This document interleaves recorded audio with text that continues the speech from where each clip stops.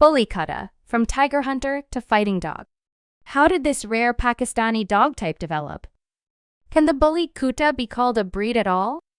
Which molosser breeds can be compared to them? We talked to Istvan Kish, Eastern European Bully Kutta breeder. This video was translated from Hungarian. During our last conversation, we talked about your experiences with the 10 molosser breeds you started breeding in Europe. As far as I know, you are getting to know a new breed or type again, of which you brought the first copy to Eastern Europe. Which dog is it, and why did you choose this special dog? This dog type is the Bully Kutta, the Pakistani fighting dog.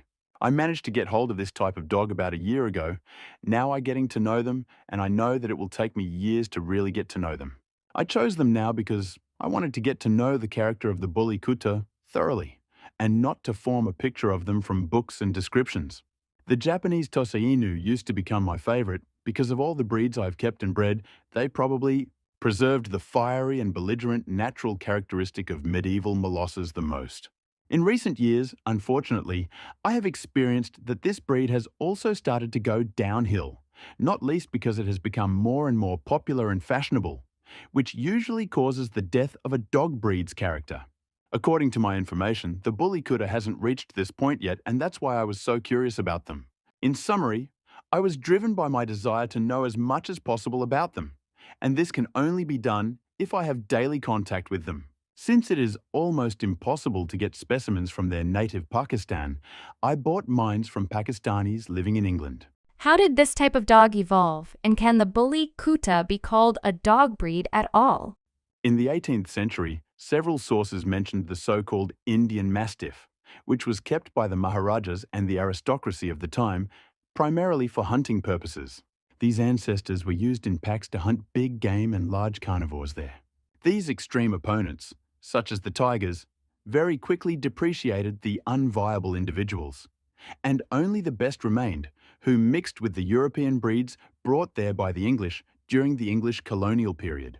If they wanted fighting skills, they were mated with terriers, for example.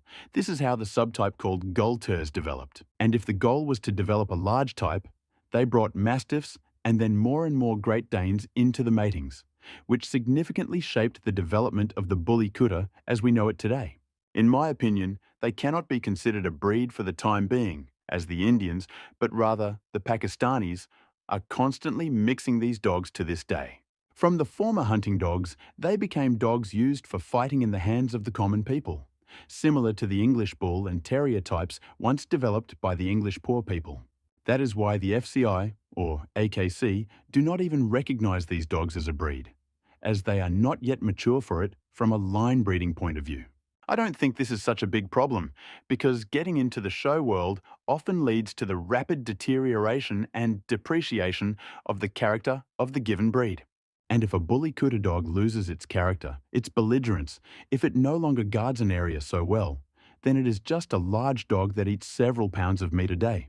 But it makes no sense. If you had to compare Bully Kuttas to the molossers you have had so far, which one are the most similar to each other? Is it possible to compare them to any of the molosser or mastiff breeds already approved by the FCI? They are not really similar to European breeds, but perhaps they show more similarity with the Japanese Tosa Inus.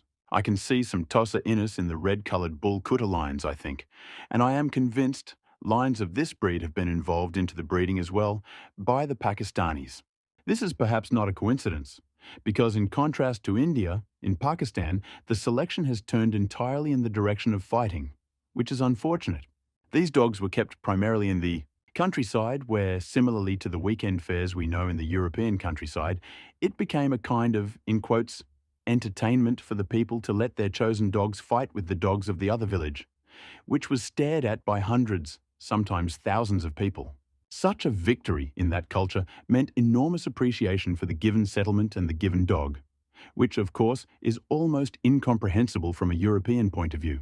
Still, we have to talk about all this, as it belongs to the history of this type of dog and the culture in which it was formed. It is clear that this type was originally developed primarily for dog-to-dog fights. Do they have any other abilities that this dog is capable of besides this cruel goal? We will continue.